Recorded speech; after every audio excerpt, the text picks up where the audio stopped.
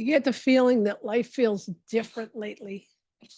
Not necessarily bad, not necessarily good, just different. The things that once mattered don't seem as important. The things that once motivated you don't carry the same energy. Some relationships feel different. Some conversations feel different. Even the way that you see yourself may feel different. And perhaps the strangest part is that you can't fully explain it. You just know that something shifted. And if you've been feeling that way, you're not alone. In fact, I hear this from people all the time. They tell me, I don't know what's happening, but I just don't feel like myself. I feel disconnected. I feel like I'm changing. And often they're worried that something's wrong. So today I want to offer another possibility. What if nothing's wrong? What if life feels different because you are changing? One of the most uncomfortable parts of growth is that it really feels like growth while it's happening.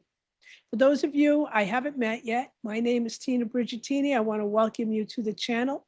Go ahead and like and subscribe if these topics align to you. See, most people imagine transformation as clarity, as confidence, excitement, momentum, but often transformation begins as uncertainty, confusion, discomfort, restlessness, a feeling that something no longer fits.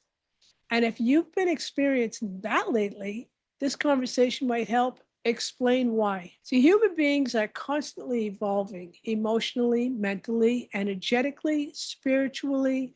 And the challenge is that most of us expect change to happen in ways that we can immediately understand. But life doesn't always work that way. Sometimes growth begins long before we can see where it's leading. Something inside starts shifting. Old priorities begin fading. Old identities begin loosening. Old patterns begin losing their grip. And because the new version of ourself hasn't fully emerged, we find ourselves in an uncomfortable middle space. Not who we used to be, but not fully who we're becoming. And this is one of the most challenging places a person can experience. It's this space in between where the old life no longer fits, but the new life isn't fully visible yet. The old identity feels restrictive, but the new identity isn't fully formed. The older motivations no longer inspire, but new motivations haven't completely arrived yet. Many people mistake this space for feeling lost. And I don't think that's what it is. I think it's transition. And transition is often messy.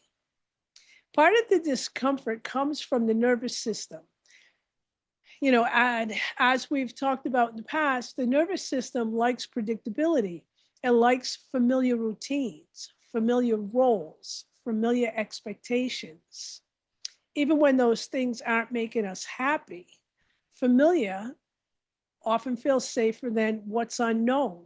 So when life begins shifting, the nervous system naturally becomes uncertain, not because we're doing something wrong, but because uncertainty is part of the change.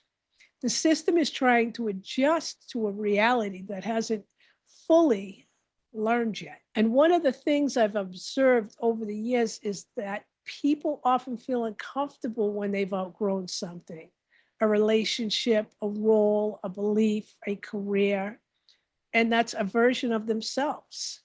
And at first, they try to make it fit. They try to return to how things used to feel.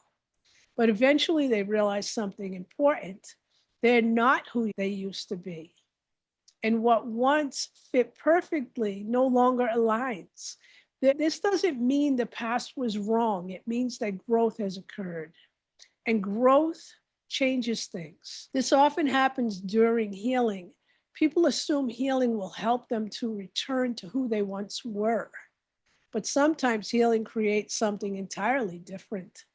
As old wounds begin healing, old motivations begin changing.